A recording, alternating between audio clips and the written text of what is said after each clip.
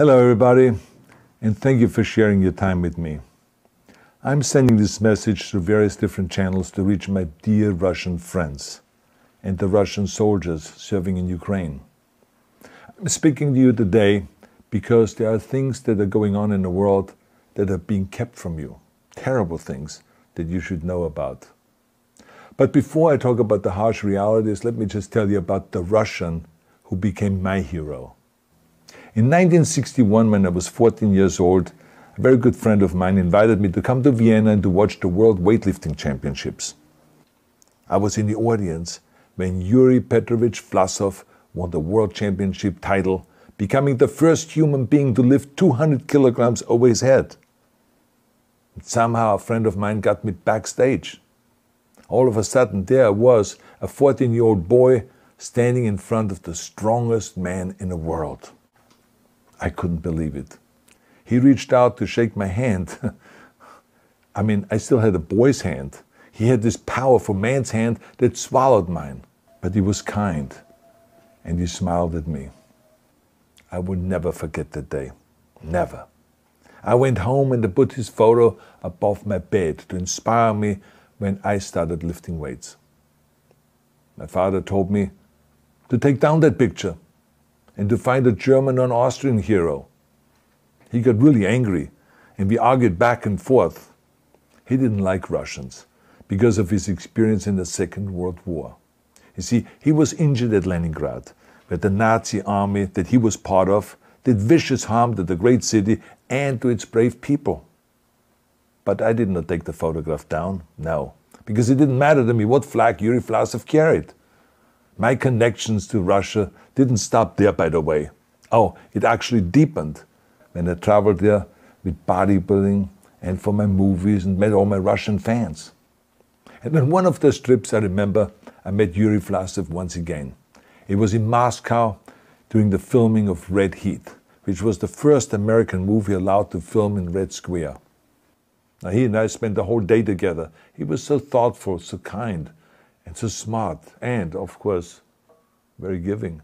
He gave me this beautiful blue coffee cup. And ever since then, I've been drinking my coffee out of every morning. Now, the reason why I'm telling you all of those things is that ever since I was 14 years old, I've had nothing but affections and respect for the people of Russia.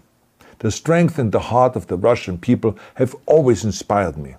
And that is why I hope that you will let me tell you the truth about the war in Ukraine and what is happening there. No one likes to hear something critical of the government, I understand that.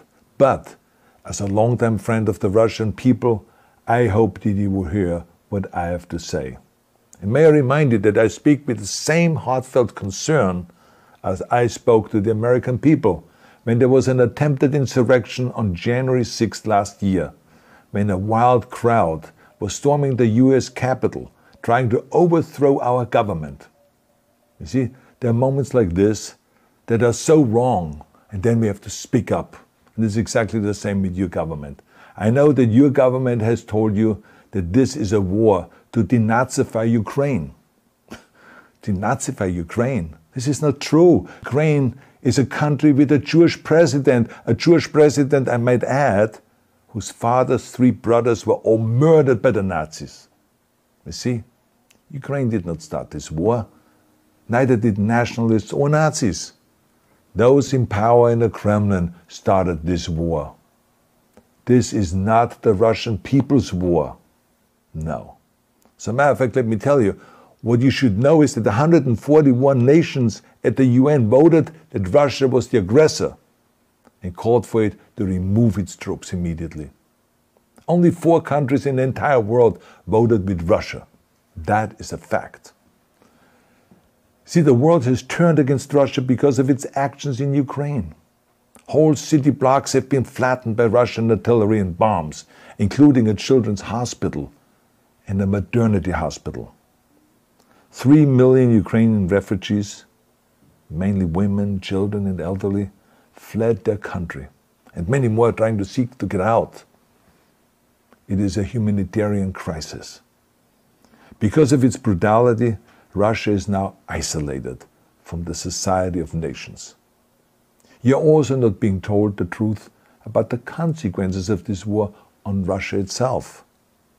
I regret to tell you that thousands of Russian soldiers that have been killed. They have been caught between Ukrainians fighting for their homeland and the Russian leadership fighting for conquest. Massive amounts of Russian equipment have been destroyed or abandoned.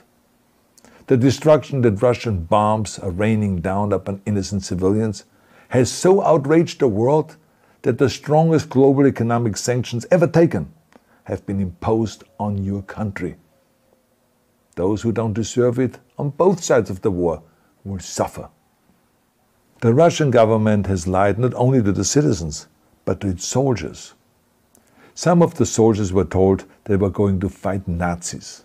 Some were told that the Ukrainian people would greet them like heroes. And some were told that they were simply going on exercise. They didn't even know that they were going into war. And some were told that they were there to protect ethnic Russians in Ukraine. None of this is true. The fact is that Russian soldiers have faced fierce resistance from the Ukrainians who want to protect their families and their country. When I see babies being pulled out of ruins, I think that I'm watching a documentary about the horrors of the Second World War, not the news of the day. Now let me tell you, when my father arrived in Leningrad, he was all pumped up on the lies of his government. And when he left Leningrad, he was broken, physically and mentally. He lived the rest of his life in pain. Pain from a broken back, pain from the shrapnel that always reminded him of these terrible years, and pain from the guilt that he felt. To the Russian soldiers listening to this broadcast, you already know much of the truth that I've been speaking. You have seen it with your own eyes. I don't want you to be broken like my father. This is not the war to defend Russia that your grandfathers or your great-grandfathers fought. This is an illegal war.